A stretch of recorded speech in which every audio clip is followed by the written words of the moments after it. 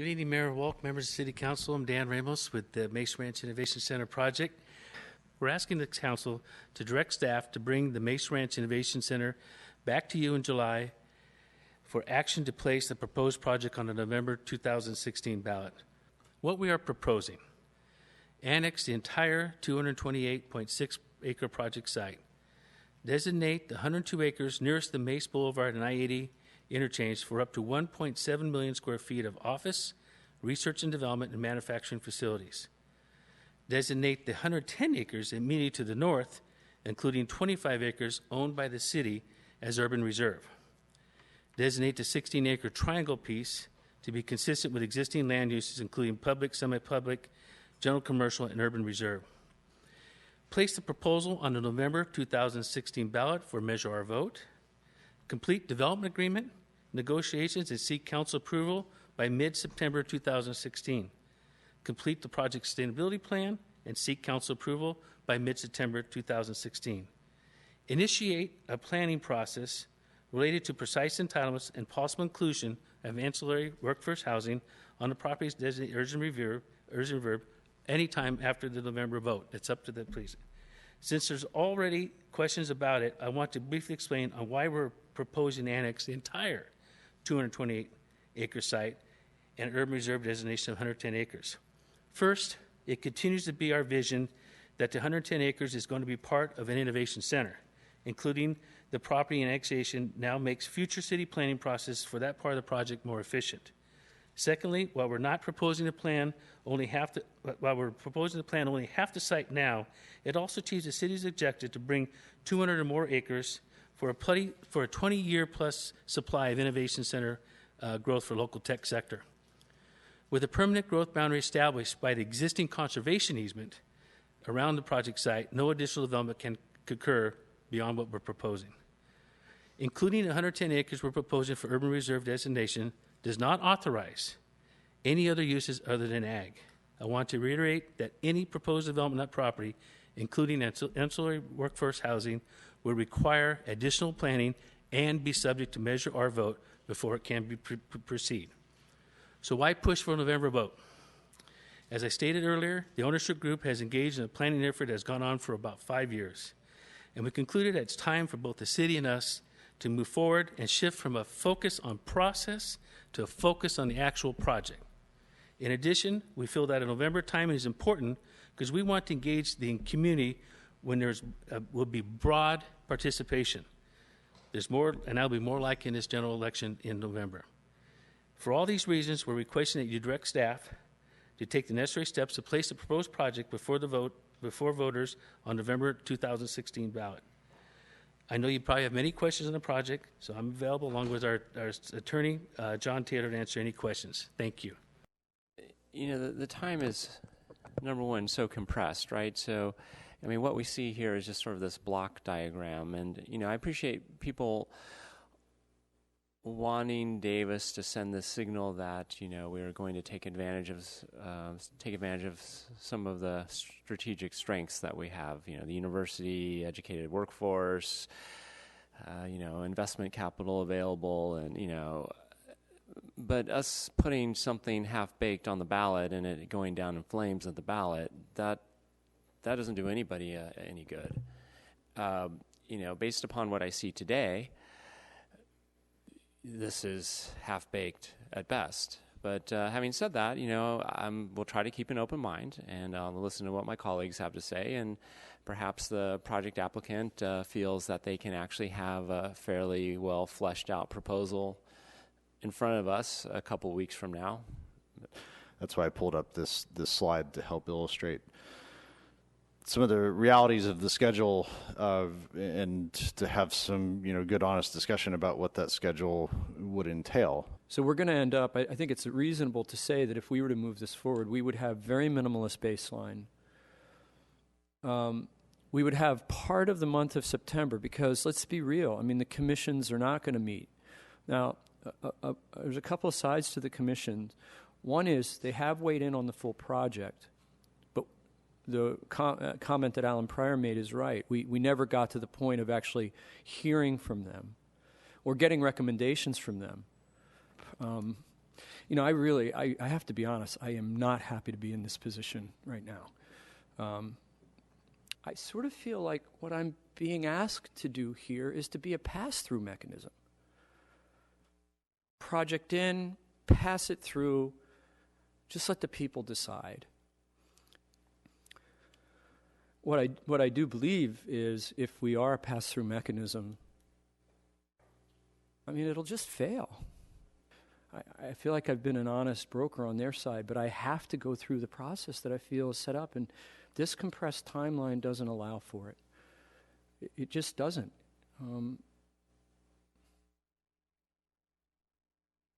So I'm asking them to give us until the spring and let us put it on the ballot in an appropriate way.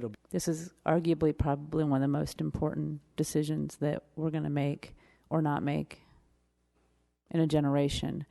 I think two things: if it's truly going to tear our community apart, then we haven't changed. It's the same old, and we're not open for business. It is true that I've heard a couple of people about this, well, we don't need to do this because we're Davis. People are going to want to locate here and they'll find a way to make it work for their business. It's naive and it's short-sighted. That's like saying you really want your kid to go to a certain school in a community and you'll live in a cardboard box to do it. It sounds good, but you really wouldn't do that. You really wouldn't live in your car so your kid went to the particular school if you could avoid it. So this really is important, and I would hope for my colleagues that we at least move it forward and have the conversation and give it time instead of assuming we can't pull together and staff work with the applicant and make something happen. No, I'm not comfortable with the basic diagram that's there, not at all, and I'm the biggest advocate I think there probably is for economic development and innovation.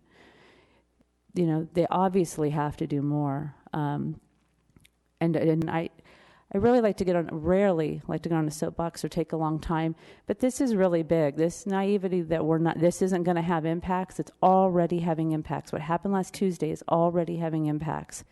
I think it's unfortunate, and I'll say tonight what I said before. If we don't move forward on this and at least give the community a chance to vote on it, then we're going to have to find some steel in our backbones and actually start talking about revenue, talking about tax measures, talking about what we're going to do, or talking about the projects we're willing to start cutting in the next round, or some of the ambition we're trying to do at taking care of our infrastructure. Maybe I'm being too pessimistic coming out of what happened with Nishi. But as this stands now, with 2 weeks or 3 weeks before we would need to make a final decision, I don't think I'm going out on a limb to say this thing doesn't have a prayer with the voters. But what if it does? Well, what if they can get it together and get us a baseline we're comfortable with? Or what if we do put it on the ballot and it passes? What if? We're not coming out of pocket. The developer's coming out of pocket to do this.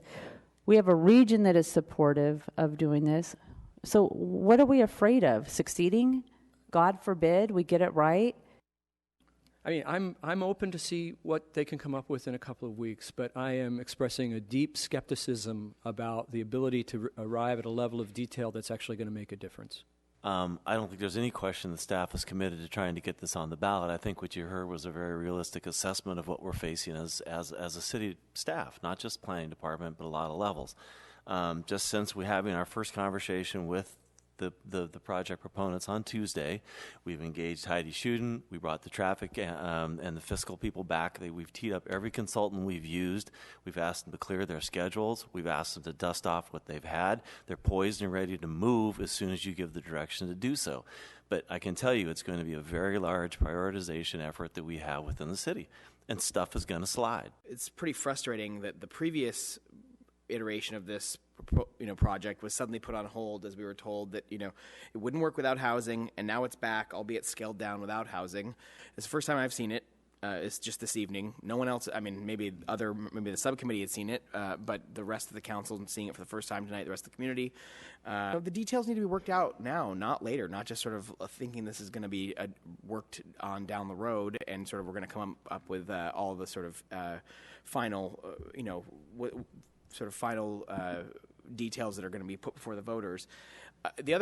I don't buy into the whole that it's November or not at all in terms of election. But I am very skeptical that the project will be so overwhelmingly good on July 12th that we will be willing to put something on the ballot where we bypass commission scrutiny, where we bypass having some third-party financial projections in terms of what's on offer. I mean, there's all these very important missing pieces in the process, but not just for process's sake, but for us to have a well-informed, reasonable evaluation so that we can in clear conscience say that, yes, we're putting a good project forward. I would be very surprised, but again, like I said, I will keep an open mind and Well, I want to respond to that. The optimism is that they can get it together to get us more specificity. If they can't, they can't. But I want to add what you talked about the drinking coffee, no overtime. You know, Jim's in the audience, Christina's in the audience from the chamber. If as supportive as I know you are and all your colleagues, Jim, help them. I really challenge back all the emails and the calls and the, oh my gosh, we really have to make this happen. 2 minutes at public comment is not going to cut it. It is a huge lift. You've been here a long time. Christina, your membership has been here a long time. You know, Rob brings up this third rail of the urban reserve and the concerns that it's raising. You guys know, I think you're pretty intuitive of what is going to work and not work. So, you know, for all those people that want to see it happen, you know, weigh in with staff, you know, contact them directly and help them out over the next couple of weeks. Because it's got to be more than just us here. And I think that's some pre-vetting that can happen. And I think that's also becomes the proof in the pudding. It's really good to have people put their skin out there and hang in the wind a little bit. But how much are we really willing to support them as a community? I would challenge all the people watching, and if they're not and you're friends with them, that we're blasting on Facebook and we're just blazingly upset about Measure A, you know, quit putting your comments on the blog or on Facebook or on the Enterprise, you know, get engaged. So I would only just clarify that when this does come back to council, it would come back with a general plan amendment, baseline project features, the full EIR, certification of the EIR, all the findings that go along with that. So this is not something where at this point where the developer could just bring us back a better proposal, because, I mean, they can bring us back a better or a different proposal, but it's got to be within the framework of what we're doing. And it's going to have the formalities in order to meet the requirements of Measure R in order to put it on the ballot. So there is a significant amount of staff work that will have to happen between now and July 12th. So I must admit I'm having a slight change of heart here with, I know I said I'd like to keep an open mind, but I think the time frame is too compressed. I can't imagine any scenario where I would be comfortable voting yes on July 12th with such a compressed timeline, basically disrespecting our commission system and, you know, just jamming this in front of the voters with 2 weeks before the absentee ballots show up. That it's too compressed for November. Happy to have the process run at a more appropriate speed, and as Lucas mentioned, have the timing set up for a spring vote should it meet our standards. I'll phrase that as a motion. So I make the motion that we do not move forward as if we're trying to make it for November 8th, but we return to a more appropriate paced process with the possibility of perhaps a spring vote, provided it passes council muster. I just need a minute more to process this. Just give me, I mean, do you want to take a 3-minute recess? I mean, what's going to happen? So what's going to happen on the 12th? We have a new council. We have a council member who's not, you know, for good reason, not participated in this. I mean, are you guys sitting back there and saying it's November or nothing?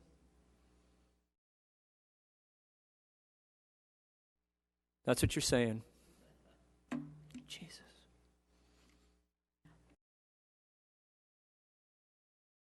Yes, thank you. Thank you for letting me back up. We would like to request that you give us a week. We heard what all the comments were made. Rob, everybody here, give us till next week to come back with an option that we feel that by hearing all these comments that could go. We really stressed the November date, though, and we're going to hopefully be able to come back with that. We need to go back and discuss it with our partners and stuff. I just can't make a decision, but November is really crucial for us. March doesn't work, but we think we can come back with a project that would answer your questions. So we request that we have that week to do that. So we have to notice a planning commission hearing tomorrow because, I mean, the notice has to go out tomorrow to meet statutory deadlines to be able to meet this schedule. The best thing to do would be to notice the current project, not this project, but the actual larger project. And so that would be if council wants to do this, which is fine, that what my proposal would be to the planning department would be to notice the project, the full project, and then because we can always make it smaller, but we can't make it larger without renoticing it. And then we would cancel it if we don't move forward. Again, from a timeline point of view, we are releasing a staff report to the Planning Commission in a week. So Thursday of next week, really at the latest, is a Planning Commission packet going out. We need the opportunity to analyze and present to the Planning Commission what the proposal is. If we are not getting the proposal until the day before the report goes out, what we would need to do is make assumptions about the scope of what is going forward.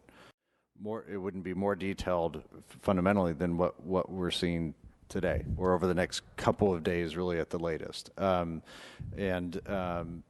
to the extent that might shift and morph as some discussions come back to the council, that can be okay, so long, and to Harriet's point, so long as it is within the confines of what we're analyzing and bringing forward to the Planning Commission. If there's something new that gets added to the mix that we hadn't analyzed or brought forward to the Planning Commission, that throws a real wrinkle into it. So that's another way of stating it, I suppose. You're making me want to put my motion back on the table. So I'll go back to my previous comment, though, and I hear what you're saying, Brett and Mike. I think that they're hearing loud and clear. They're going to make a decision the next 24 to 48 hours. I think that's fair to say. Yes, you guys? You're going to be making some pretty big decisions in the next 24 to 48 hours. It's not going to be this very last minute. You guys are going to see what's going to be there. And if that doesn't happen, I think that's going to speak volumes in general, and that's going to inform the Planning Commission and us of the inability to move forward. I won't vote for a project that has urban reserve. I won't. I will not vote for a project that seeks to mitigate on city land. I won't. I won't vote for a project that does not preserve 90-10 or 80-20, no, 90-10 on manufacturing, R&D, retail, hotel. I won't. I'm going on the record saying that. And I won't vote for a project that doesn't have a clear sustainability plan at baseline. Now, if those things can get done, I'll consider it. But I feel like what I want to say to the community, what I want to say to people here, what I want to say to the proponents is my desire is to get a project that can pass the vote, not to send a signal to the region that 5 of us can say, go ahead. Because that's not going to win a vote.